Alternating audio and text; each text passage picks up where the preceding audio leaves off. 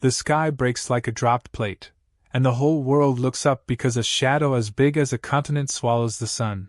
In the stunned hush, a stadium voice booms across every screen promising a single duel to decide the fate of Earth, while somewhere in Ohio a pest control technician realizes he has a half-eaten burrito in his hand and a whole planet on his shoulders.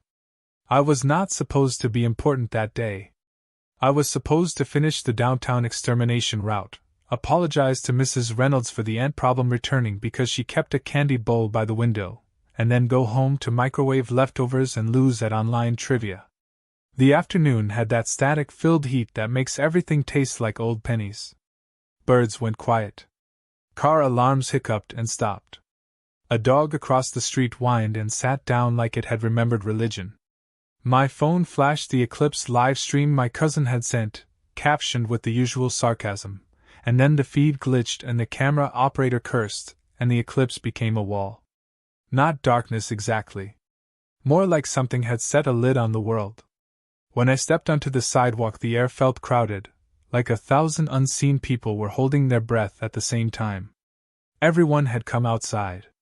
Suits and baristas and kids in school uniforms, all craning their necks while that not a cloud shape slid across the sun. It was too straight-edged to be a cloud. Too deliberate. The first scream came from a car stereo as a talk show host realized the ratings he was about to get, and then the voice arrived, the sort of voice that makes your bones think about marching. Citizens of the blue world. The duel commences. The warship dwarfed the horizon so completely that it tricked your eyes into believing the sky had seams. It carried markings like claw strokes across armor, each stroke glowing with a river of molten color that pulsed in time with the voice. People pointed phones. Nobody knew which direction to point because it was the size of the idea of fear. Helicopters buzzed up until the ship whispered and the helicopters retreated as politely as bees. The voice described ritual terms in a tone both grand and bored, the way a referee reads off a penalty at the end of a long season. A champion from our dominion will face a champion from yours. Should your champion prevail, we withdraw and record your world as sovereign. Should your champion fail, we assume stewardship. Stewardship sounded so friendly, like a babysitter who had brought snacks. The city tasted of tin and hot brick. A second feed appeared on every mirror-smooth surface. He stood there, the alien they called the Planet Splitter, framed by a ring of spiked banners waving in a wind that did not exist. He was tall the way mountains are tall, not simply vertically ambitious but dense with the suggestion that if you ran into him you would lose an argument with physics. His eyes burned that offended red of a stop sign at 3 a.m. He lifted a hammer that looked like a dead star with a handle. Somewhere a motorcycle backfired. 3 strangers laughed because fear and comedy are cousins. We scheduled the debate over who should represent humanity with all the grace of a family arguing over where to eat after a funeral. Screens flashed with heroic faces and their greatest hits. Gold medalists. Legendary boxers. Soldiers whose biographies smelled like cordite. Commenters, God bless them, suggested a toddler with big vibes. Governments sent encrypted messages. Everyone posted opinions as if opinions were barricades. Meanwhile, I ducked into a laundromat because I had a panic tic that required the smell of detergent. At the far end of the rows of machines, a woman in a yellow cap whispered that she had seen these warlords before. She called them the Zor Kath and rolled the syllables like a stone in her mouth.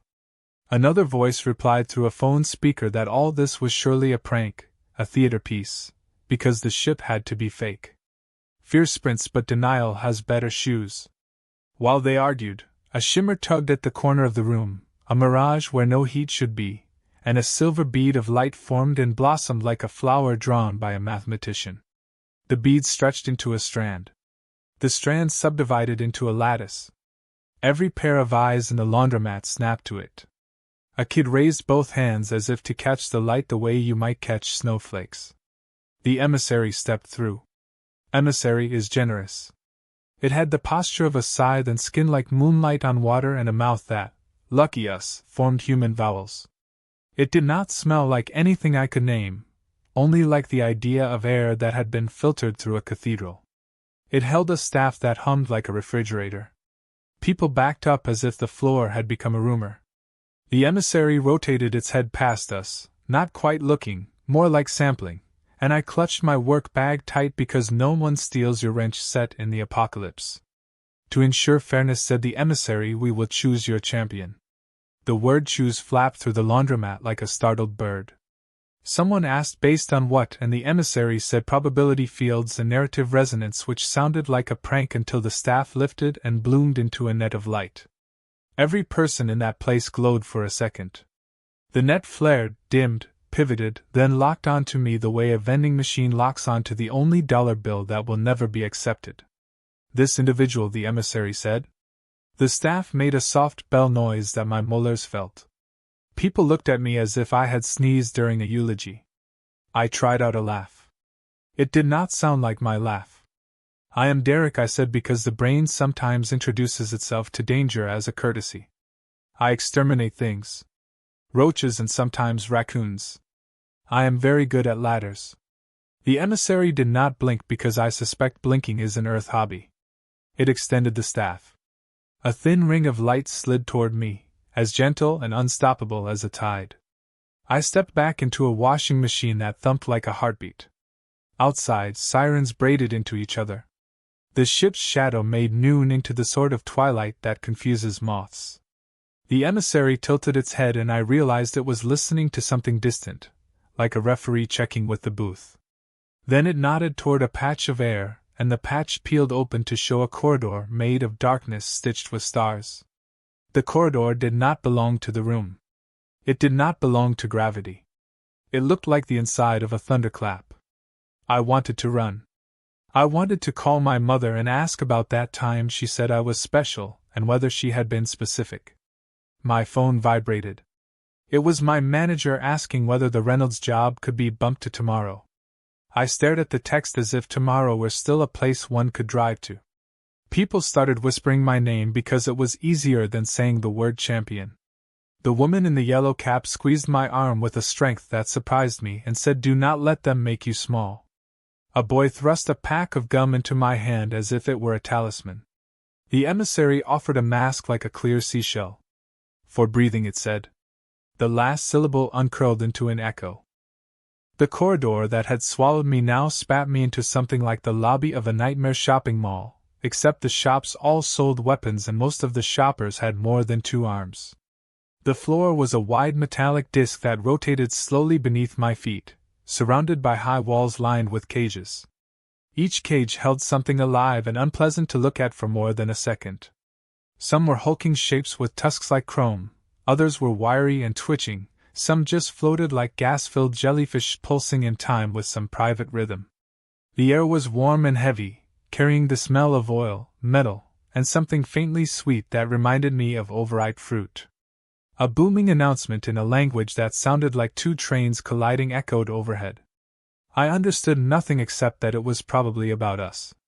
I stood there in my ridiculous half-armor feeling like the only person who had stumbled into a costume party by accident. My mask hissed softly, adjusting to the air. That was when a creature about half my height with 6 eyes and a torso that looked like a leather punching bag waddled over. Its arms were long and ropey, ending in nimble hands that never stopped moving, even as it spoke. "Welcome, human," it said in an accent that somehow combined sarcasm with exhaustion. "I am Threx, your weaponsmith." I immediately informed him that this was a mistake and I should not be here, to which he replied that mistake was the foundation of most galactic entertainment. He shoved a weapon into my hands, a spear-like thing that hummed faintly and felt heavier than I expected. The tip seemed to warp the air around it, like heat haze. "It is a graviton spear," Threx explained. "Pointy end into the other person, preferably with some enthusiasm." Before I could protest further, another figure approached. She was taller than me, covered in sleek armor that seemed to grow directly from her skin, and her eyes were a strange pale green that seemed to flicker between shades. She introduced herself as Lara, a medic of sorts, though she made it clear her work was more battlefield salvage than healing. She studied me like she was taking notes for a report no one would want to read.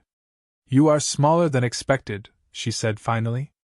I told her I had been eating well, thanks, and she did not smile, but I could have sworn there was the faintest twitch at the corner of her mouth.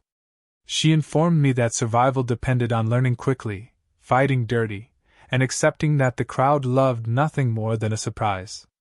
We were herded along a walkway that led to an enormous opening in the wall. Beyond it lay the arena, and my breath caught. It was not just big. It was vast, a hollowed moon turned inside out. The stands climbed upward in impossible spirals, packed with life forms from every corner of whatever galaxy this was. Some waved banners, some emitted light and pulses, some just stared with unblinking intensity. The floor of the arena was divided into shifting zones. One area was a churning lava pit that spat fire into the air like a furious volcano. Another was a set of floating platforms suspended over what appeared to be a bottomless drop. A third had a cluster of jagged ice towers glistening under artificial light. It was like someone had built every video game level ever made and mashed them together. We did not go down to the arena yet. Instead, I was led to what I guessed was a training chamber. Threx tossed me into a holographic simulation without asking. One moment I was standing on the metal floor, the next I was face to face with the projection of Gorath himself, scaled down only slightly. The hologram roared and swung its hammer. My brain made a note to panic later, and my body did the only sensible thing. I ducked, tripped over my own foot, and fell sideways. The hammer missed me by inches and hit the ground, sending a shockwave through the simulation. I scrambled up, grabbed the spear by pure accident, and flailed with it, accidentally pressing a stud on the shaft. The tip flared and a sudden invisible force launched the hologram backward into what looked like a swirling vortex. Threx's 6 eyes widened in surprise. "You are either suicidal or blessed by statistical anomalies," he muttered, taking the spear back to adjust something. Training continued in a series of humiliations. I faced a drone shaped like a giant crab armed with spinning blades. I ran, slipped, and ended up wedged between 2 barriers while the drone tried to figure out how to reach me. I faced a 4-legged beast that could turn invisible, which I learned only because I accidentally sat on it when it tried to sneak up from behind. Each time I failed in a way that seemed to amuse Threx and make Zlara shake her head. And yet I noticed something strange. The more I messed up, the more unpredictable my movements seemed to be, and the harder it was for my opponents to anticipate me. I was chaos wrapped in ill-fitting armor. Later, while Threx tuned my gear, Zlara approached quietly. Her voice was low. "If you lose," she said, "your people will not just be conquered. They will be bound to the Warlords forever, slaves in their minds, soldiers in their armies. This is not just sport for them. It is a test of dominance." I told her I had already assumed it was bad, but somehow hearing it laid out like that put a new weight on my shoulders. She went on to say that some here believed Gorath could be beaten, but no one had ever lived long enough to prove it. I asked her if she believed it. Her eyes flickered again, and she said she believed in opportunities, not guarantees. We were interrupted by another booming announcement. It seemed the arena was running smaller matches, and the sound of the crowd swelled like a storm tide. Through a viewing slit I watched 2 alien fighters tear into each other, their blows shaking the ground, sparks and blood flying in equal measure. The audience cheered for every hit, every stumble. They did not care who won so long as it was spectacular. My stomach churned. Zlara leaned closer and told me the crowd's mood could change a fight. If they decided they liked me, it might buy me a second or 2 when it mattered most. If they decided they hated me, they would make sure Gorath finished me quickly. I asked her how to make them like me. She said unpredictability, humor, defiance. Give them something they have not seen before. Threx returned my spear and told me it had been adjusted to respond faster. He also handed me a small device the size of a coin. "If you press this," he said, "it will emit a burst of energy strong enough to knock back anything within 2 meters. It will work only once, so use it when you have no other choice." I slipped it into a pouch on my belt and tried to look like someone who knew how to use it. In truth, I felt like a child given the keys to a jet fighter. The morning began with the sound of drums that rattled the floor under my bunk and set my teeth vibrating.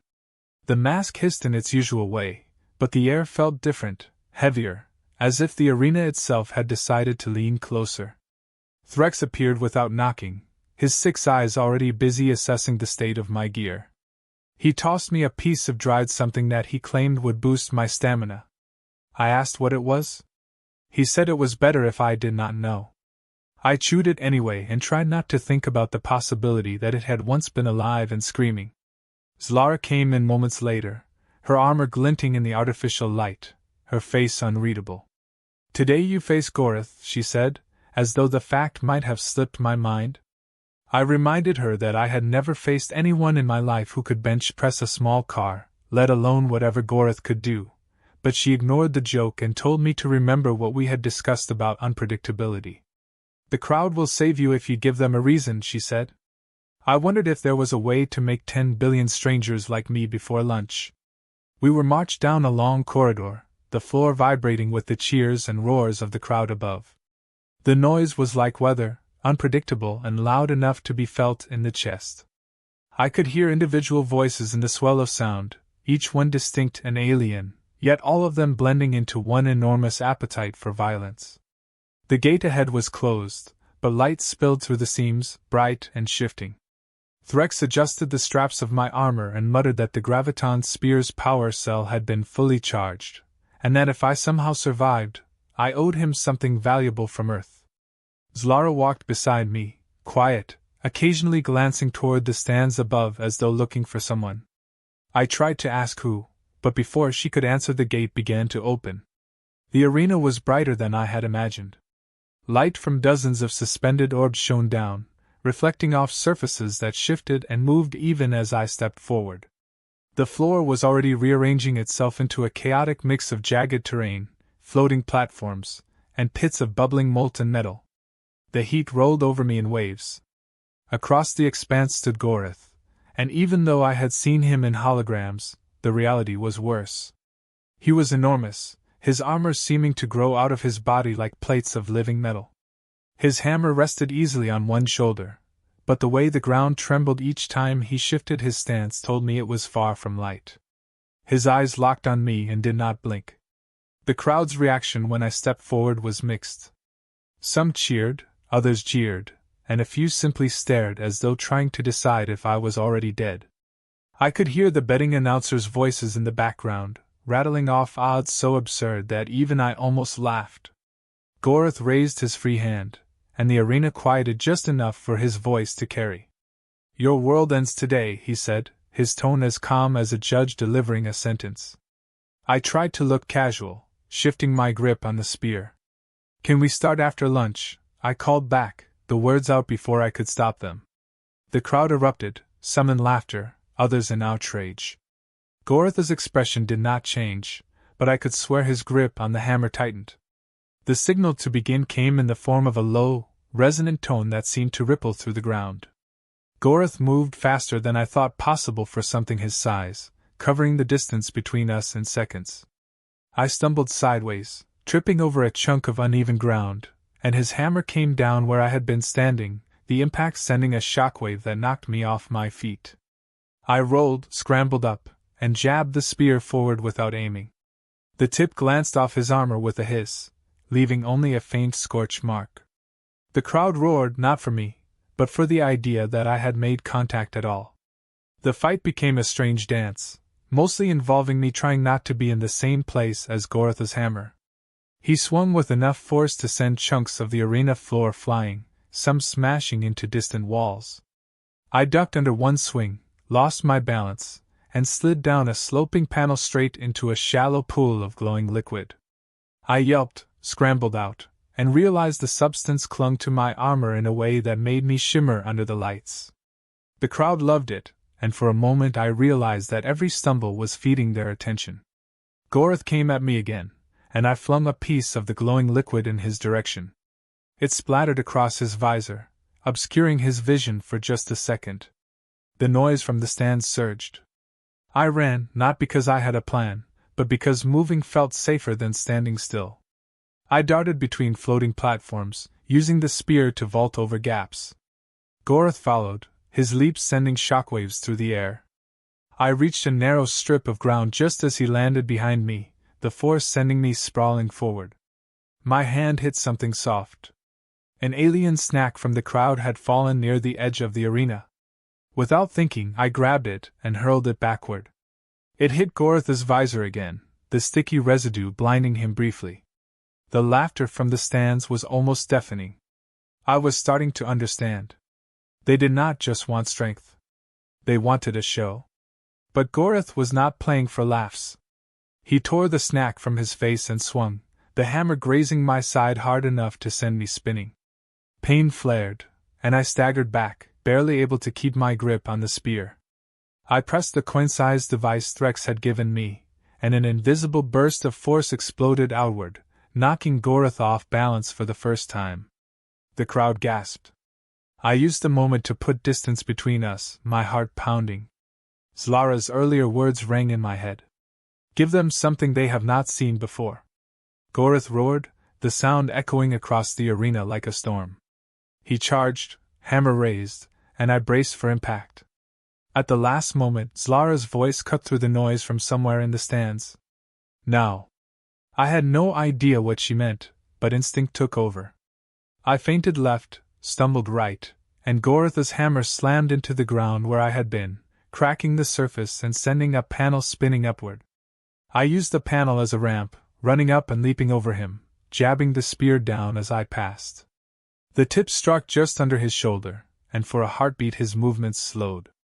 Then he threw me off, and I hit the ground hard, the breath knocked from my lungs. The tone signaling the end of the match resonated before Gorath could strike again. The crowd erupted into noise, some furious at the draw, others thrilled that I had lasted long enough to force one. Gorath glared at me, his expression unreadable, before turning and striding toward his gate without a word. I stayed where I was for a moment, sucking air through the mask, every muscle trembling. When Threx and Zlara appeared to haul me off the field, I barely had the strength to protest. Back in the preparation chamber, Zlara leaned in close as Threx worked to remove my armor. That device you used, she said, was not just a weapon. It belonged to the last fighter who came close to beating Gorath. He died before the rematch. I asked how.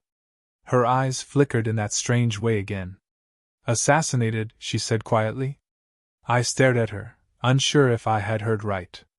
Threx muttered something about keeping my head down, which seemed impossible considering the day I had just had.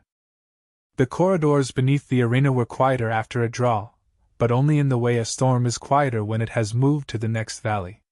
The walls kept a low electrical hum like a giant animal asleep with one eye open.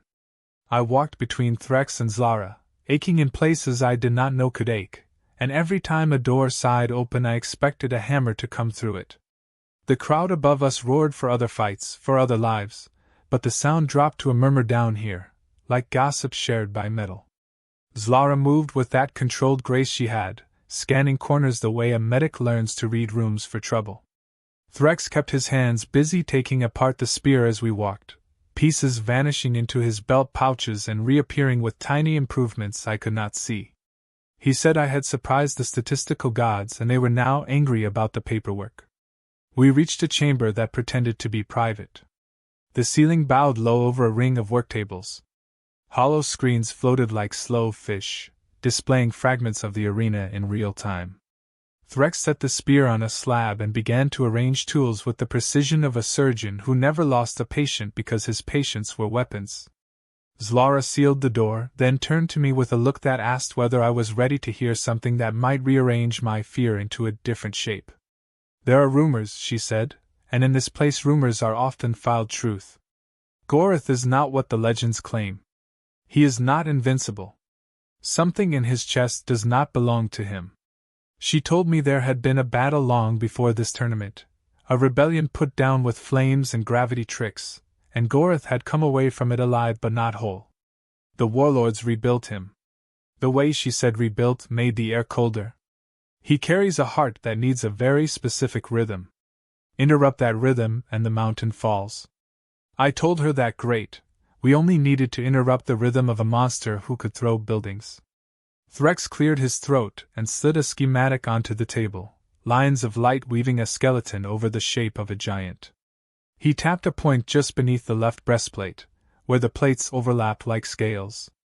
The armor is clever but not perfect, he said, because nothing built by a committee ever is.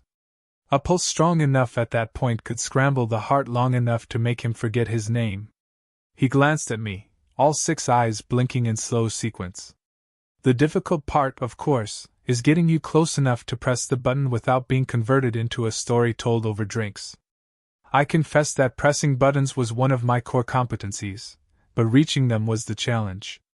Zlara leaned closer, her voice even lower. There is a resistance inside the Empire, she said, and I am a thread in that braid. We want the Warlords weakened. If you win, the spectacle becomes a knife that cuts their myth. They will not accept that. They will cheat. They already tried before. She told me about the last fighter who had come close. He lasted longer than anyone, opened a crack in the legend, and then tripped on a stair in a corridor with no stairs. The official record called it misfortune. The unofficial record called it what it was. Zlara looked toward the ceiling, then back to me, a silent instruction to keep my voice normal even while my thoughts screamed. Threx placed something on my palm that looked like a coil of dull metal wrapped around a pebble. He called it a pulse seed. It carried a single breath of a field strong enough to upset a small star if you pressed it against the right place. He said I would have only one chance. He also said the seed would fry my arm if I triggered it while still touching it, which seemed like the sort of important footnote you lead with. I asked how one gets a seed past a mountain of armor. Threx smiled with only his eyes and told me unpredictability was a ladder. He would modify the spear to carry a whisper of the pulse, just enough to tease open the armor seam at the right angle. I wished I had been born with a more convenient destiny like teacher or lamp repairman. We were still talking when the chamber lights flickered in a rhythm that was not a malfunction. Zlara moved first, pulling me sideways behind a pillar as the door unsealed without a sound. 2 figures slid inside, wrapped in shimmer that swallowed light. You could see them only by the way the room forgot to reflect. Assassins, said Zlara in a tone so soft it felt like a memory. They carried blades shaped like arguments, and a device that looked like a folded spider. Threx made a noise that was either disgust or delight. He snapped his hands and the worktables shifted, spilling tools. One assassin paused to avoid stepping on a coil, and in that pause I threw the nearest thing, which happened to be a box of fasteners. The box connected with a thud that was more comedy than violence, but it gave Zlara a breath. She moved like a diagram of efficiency, 2 steps, a twist, a strike to the throat that bent the shimmer into clarity. The assassin collapsed, shaking like a broken mirror. The second came at me.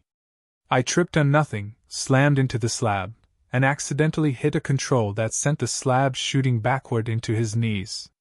He folded with a crunch. Threx dropped a tool that seemed to sing, and the room went very quiet. We bound them with cable that tightened like a bad promise. Zlara looked at the folded spider and told me it was a signal broadcaster set to mimic a faltering heart, which meant someone upstairs was trying to stage my death as an accident, again, with a headline about stress and inferior human biology. Threx confiscated the broadcaster and politely broke it. Zlara searched the assassins and found a sigil burned into the lining of their cloaks. Not the ruling faction, she said, but the rival clans who wanted a quicker path to power. If Gorath won cleanly, he would be a hero. If I died now, the rebellion would die with the story of my failure. Either way, somebody was arranging furniture. I asked who I was in this interior design. She said I was the lamp everyone forgets to turn off. When the bodies were dragged away for recycling that I did not ask about, we moved to a room that Threx claimed had no ears. He was only probably right, but probably was better than the hallway. He patched a new compartment into the inside of my forearm, a thin slot where the pulse seed could sleep until needed. He tested the mechanism 3 times, each time reminding me not to test it a 4th. Zlara mapped a path through the arena floor that would bring me near that vulnerable seam when the terrain shifted into the floating platforms. She had studied the algorithm that controlled the layout, and she believed it could be nudged. The way she said believed made me think of prayers said by engineers. The next revelation came not from whispers but from noise. We stepped into a betting hall to cross it quickly and were swallowed by sound. Rows of consoles blinked with odds updates. Creatures of every shape shouted into the air and exchanged chips that smelled like ozone. My face kept appearing on screens next to numbers that made single digits look generous. If I won, half the empire would owe the other half a fortune. An idea wormed into my head so quickly I almost ignored it. What if I could turn their greed into a shield? If I could alter the story just enough, big bettors might find it profitable to keep me alive a little longer. I asked Threx whether the market had hands. He laughed and said the market had claws. The day of the final match began with no dawn, only a sudden flooding of light from the ceiling panels that imitated a sun with too much caffeine. My mask hissed and adjusted to the change, and the air carried a faint electric bite, like the room had been waiting for me to wake up. Threx was already there, crouched over the spear, polishing it with a cloth that looked older than my hometown. He handed it to me without ceremony, telling me the pulse conduit had been tested and the seed in my arm was live. One press, one chance, he reminded me, as if my mind would forget the reality that everything was going to narrow down to 1 second. Zlara entered a moment later, her armor already sealed, the kind of calm in her eyes that meant she was not calm at all. The venue has been confirmed, she said, central field with the shifting gravity well. They will try to control the narrative, so we control the moment. Her words slid into my chest and settled there like an uninvited guest. We moved through the tunnels beneath the arena, the sound above building into a constant, almost physical pressure.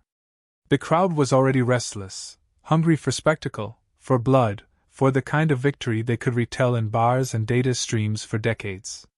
At each turn in the corridor, guards in armor that gleamed like eyes stood watching, silent, their faces hidden behind mirrored plates. When we reached the final staging platform, Threx adjusted the straps on my armor with sharp, efficient tugs. Zlara rested her hand briefly on my forearm, over the hidden compartment where the seed waited. Fear is fine, she said, but do not let it make you slow. Then the platform began to rise. The roar of the crowd hit like a wave breaking over my head. The central field spread out below, a shifting patchwork of terrain under a dome so high it disappeared into shadow. Segments of the floor floated in midair, drifting into place, then drifting apart, each one carrying its own hazards, pools of glowing liquid, jagged metallic ridges, pits of nothing that dropped into forever. At the very center, the gravity well shimmered, a distortion in the air that pulled at anything near it, slow and relentless, like a polite but determined hand. Across from me, Gorath emerged from his own platform. The crowd's reaction was immediate, a unified roar of adoration and dread. His armor had been altered for the occasion, darker and heavier, the plates gleaming with faint red light. His hammer hung at his side, but even resting, it seemed to hum with restrained violence. The signal to begin was not a tone this time but the sudden release of the gravity well, the air rippling as the pull intensified. Gorath moved first, crossing the distance between us with a speed that defied his size. I stepped back onto one of the floating platforms, the surface wobbling beneath my boots. His first swing came in low and fast, the hammer clipping the edge of the platform and sending it spinning. I leapt to the next one, the gap wider than I wanted, landing hard enough to jar my teeth. The crowd roared, the noise swelling every time I barely avoided a strike. The fight was less about trading blows and more about staying ahead of his reach. The platforms shifted, closing gaps, opening others, tilting under sudden changes in gravity. Gorath adapted to them instantly, his weight an advantage as he forced each surface to obey him. I was chaos, darting and stumbling, sometimes leaping too far, sometimes landing awkwardly enough to make the audience gasp. Twice I used the spear to vault, once narrowly clearing a molten pool, the heat slapping at my face. Gorath pursued with the patience of a predator, each strike timed to drive me toward the well at the center. Midway through the match, the hiccup came. It was almost nothing, just a blink in the lights and a brief stutter in the field's pull, but I felt it like a door swinging open. I feinted left, drew him toward a narrow platform angled just right, and then cut back. The platform shuddered as he landed, his balance briefly compromised. I struck with the spear, the tip sliding into the seam under his left arm. Sparks flared, and he bellowed, swinging his hammer blindly. The impact caught me in the side, sending me tumbling to the next platform. Pain lanced through my ribs, but the moment had been real. I had touched the seam. The crowd erupted, some on their feet, some throwing objects into the air that glittered like metallic confetti. Gorath steadied himself and turned, his eyes locked on me. There was no more pretense in his movements now, only lethal focus. He advanced, forcing me back, each blow heavier than the last. My breathing grew ragged. I could feel the seed in my arm, its weight more mental than physical, the knowledge that I had only one chance to use it. Then the unexpected happened. Zlara's voice came through the calm, sharp and urgent. "The Warlords are moving to shut down the field if you get too close," she said. "They will claim a malfunction. You must finish it before they intervene." I didn't have time to reply. Gorath lunged, his hammer slamming into the edge of my platform and shattering it. I leapt again, barely making the next surface, the gap widening under me. My landing skidded me close to the gravity well, its pull beginning to take hold. Gorath stepped onto the same platform, the metal groaning under our combined weight. The gravity well tugged harder, and we both fought to keep our footing. He swung, and I ducked, the hammer passing so close I felt the wind of it. I moved inside his reach, pressing forward despite the pull of the well, and for a second his chest plate was right there, the seam glinting. My fingers brushed the seed. The crowd noise dropped into a strange, focused hum, every sound pulled thin by the well. I pressed the seed into the seam. The burst was silent, a ripple of distortion that made the air shimmer. Gorath froze, the hammer slipping from his grip, his eyes wide as his chest convulsed. The armor plates flickered with failing light. The gravity well pulled harder, and we both staggered toward it. I wrenched the spear free and used it to hook the edge of the platform, anchoring myself. Gorath teetered on the brink, one massive hand reaching toward me, not in an attack, but almost in disbelief. Then the well claimed him, pulling him into its center. Light flared, and he was gone. The crowd was stunned for half a heartbeat, and then the sound hit, louder than anything I had ever heard, a tidal wave of noise that rattled the very air. The announcers screamed in half a dozen languages. I collapsed to my knees, the spear still in my grip, my chest heaving. The platform began to drift toward the edge of the field, the gravity well fading back into its controlled shimmer. My vision blurred, the edges of the arena smearing into light and shadow. Threx was there when the platform docked, his eyes wide, his hands already checking the compartment on my arm. Zlara appeared beside him, her voice low and urgent. "You just changed the Empire," she said. I didn't have the breath to answer. Guards moved in, their mirrored faces unreadable, but they didn't touch me. The crowd's chant filled the dome, my name distorted into something unrecognizable, but unmistakably human.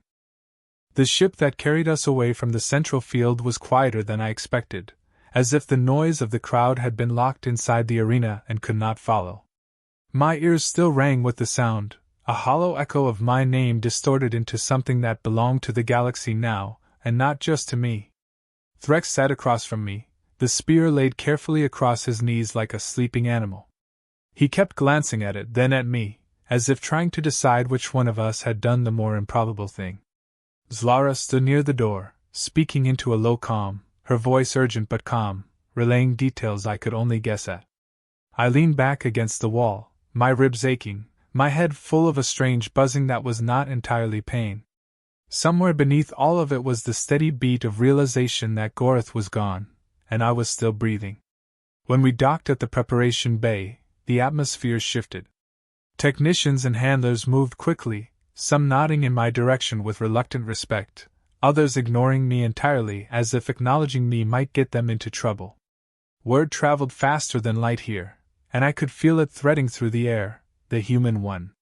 But victory did not feel solid. It felt like a fragile thing perched on my shoulder, ready to take flight if I looked at it too directly. Zlara finished her call and came to my side. "The Warlords are in disarray," she said, "but not broken. The resistance is already moving to take advantage, but the ruling council will look for ways to erase what happened." I asked her if they could simply declare the match invalid. She said they could declare anything they wanted, but doing so in front of billions would cost them more than swallowing the defeat. Threx motioned for us to follow him into a maintenance room tucked away from the main corridors. Inside, he sealed the door and pulled a small hollow projector from his belt. A map of the Empire unfolded in the air, dotted with clusters of light. "These are the territories still under tight control," he explained, "and these are the ones where your win has already started riots." He zoomed in on a few flashing points. Some of them were worlds I had never heard of, each one erupting with demonstrations, banners raised with crude drawings of my face, others just with the symbol of a spear. I told him I had never been a symbol before. He shrugged and said symbols were like weapons, dangerous if not handled carefully. Before I could ask what came next, a chime sounded from the wall panel. A summons from the ruling council. Zlara's expression tightened. "They will want to parade you," she said, "to turn you into a narrative they can control." She advised me to say little, to let them talk, and to remember that every word spoken in their chambers was a move in a game that had been going on long before I arrived. Threx added that if they offered me anything, it would be poisoned, even if it glittered.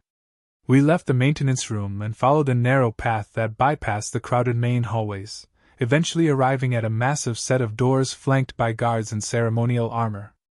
The council chamber was a circle of stone and metal, the floor patterned in spirals that drew the eye to the raised dais where 7 warlords sat. Their armor was ornate, their faces hidden, their voices amplified into something that filled the space like fog.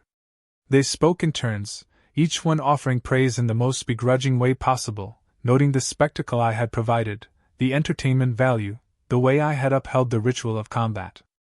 Then they shifted, reminding everyone that the warlords had allowed the duel in the first place, framing my victory as part of their wisdom and mercy. It was the kind of verbal gymnastics I had seen in Earth politics, only with more teeth. When they asked me to speak, I kept it short. I said I fought because my world was worth fighting for. I said nothing about alliances or plans, nothing about seeds or factions. I stepped back and let the silence sit just long enough for it to feel deliberate. After the session, Zlara guided me out a side exit before the ceremonial feast could trap me in a room full of political predators. We returned to the quieter levels of the ship, and that was when I saw the first direct message from Earth. A projection bloomed in front of me, showing a patchwork of scenes, cities lit up in celebration, crowds in the streets, fireworks bursting over harbors, people chanting my name in a dozen accents. It should have felt like triumph, but there was an ache behind it, the kind that comes from knowing the moment will not last forever. I asked Zlara how long before the warlords found a way to twist the story. She said they were already trying, but the longer it spread, the harder it would be to kill. Later, back in my quarters, I found Threx sitting on the edge of my bunk, a small wooden box in his hands. He opened it to reveal the pulse seed, now burned out, its surface cracked and blackened. He said it belonged to me now, not as a weapon but as a reminder. Tools matter, but timing matters more. He left without waiting for me to answer, the box still warm in my hands. I set it on the table and stared at it for a long time, thinking about the chain of accidents and choices that had led me here. I was still lost in that thought when Zlara entered carrying a sealed container. She set it down with a carefulness that made me suspicious. "Someone left this for you," she said. "No sender." The seal clicked open on its own, and inside was something that looked like an egg, mottled green and gold, the surface warm to the touch. There was a note folded underneath it, written in a language I could not read but translated instantly by the panel on the wall, "From your greatest admirer. See you soon." The signature was a single name, Gorath. I stared at the egg, my mind bouncing between disbelief and the unpleasant realization that I had no idea what kind of species reproduced this way. Zlara studied it too, her expression giving nothing away. "It could be a gift," she said, "or a trap, or both." Threx, when he arrived a few minutes later, suggested locking it in an airlock and forgetting it existed. The egg wiggled faintly as if it had heard him. I felt a sinking certainty that whatever was inside would not stay inside for long. That night, sleep did not come easily. Every time I closed my eyes, I saw the shimmer of the gravity well, the moment Gorath had reached toward me, the burst of the seed. I heard the crowd's roar turning into something darker, more restless. I thought of Earth and how quickly we would slide back into old arguments, how fragile our unity was even in the face of extinction. I thought of the rival faction and the bargain I had made, of the resistance Zlara served, of the warlords still sitting in their spiral chamber plotting their next move. And I thought of the egg, resting on the table a few feet away, the faintest sound coming from inside it, like a heartbeat learning how to be a heartbeat. In the morning, if morning was even real here, the ship prepared to return me to Earth. The warlords wanted their gesture of goodwill on record, and the rival faction wanted me gone before the political balance shifted again. Zlara promised to remain in contact, though she warned it might not be often or safe. Threx handed me a small pack with a few tools and a device that could send a single message across the galaxy if used correctly. Just in case, he said. I asked in case of what, but he had already turned away.